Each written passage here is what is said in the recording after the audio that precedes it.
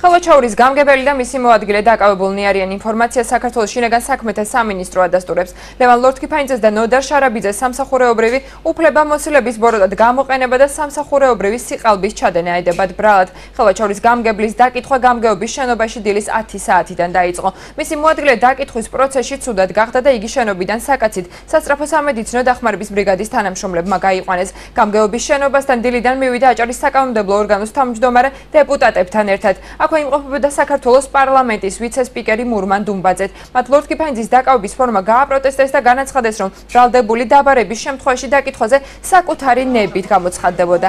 უმაღლესი საბჭოს წევრთა ნაწილი ამ ფაქტს ქართული ოცნების წინააღმდეგ წამოწყებულ პიარ კამპანია დაფასებს. ამ დროისთვის ლევან ლორთქიფანიძე წინასწარი დაკავების იზოლატორშია მოთავსებული. მისი მოადგილე კი სამედიცინო დაწესებულება მედინაში იმყოფება. შეგახსენებთ, რომ ლევან ლორთქიფანიძე ხელვაჩაურის საკრებულოს თავმჯდომარის პოსტზე 31 დეკემბერს ხმათა უმრავლესობით იქნა დანიშნული. როგორი შეფასებები მოყვა პოლიტიკურ წრეებში გამგებლის დაკავებას მაცნეს მთავარ გამოშვებაში ნახავთ.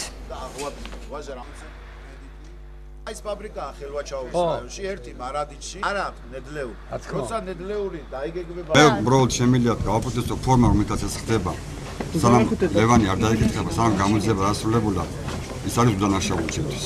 ამიტომ ის ფორმა, რომელიც რაც ხდება, მე ვფიქრობ, ეს არის პოლიტიკური პიარ აქცია ქართულოს ნების წინააღმდეგ. სააკაშვილის ნარჩენები ბლომად არიან კიდევ განსაკუთრებაში.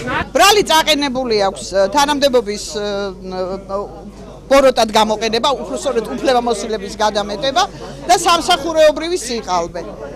ეს დაკავშირებულია რომელიღაც კონკრეტული ხელშეკრულების ვადებთან მიმართებაში, რომ თითქოს დაირღვა მშენებლობის ჩაბარების ვადა. დაკავების ფორმა არის მიუღებელი კატეგორიულად. დანარჩენი არის საეჭვო მდგომარეობა, გამოძიებასთან ითანამშრომლებს ყველაფერი გაიკვევა. მინისტრის მოადგილე ჩავაყენეს საქმის კურსში, უпростоრად იცოდა ამის შესახებ. მე ვუთხარი, რომ ითანამშრომლებს, მაგრამ დაკავების ფორმა არის კატეგორიულად მიუღებელი.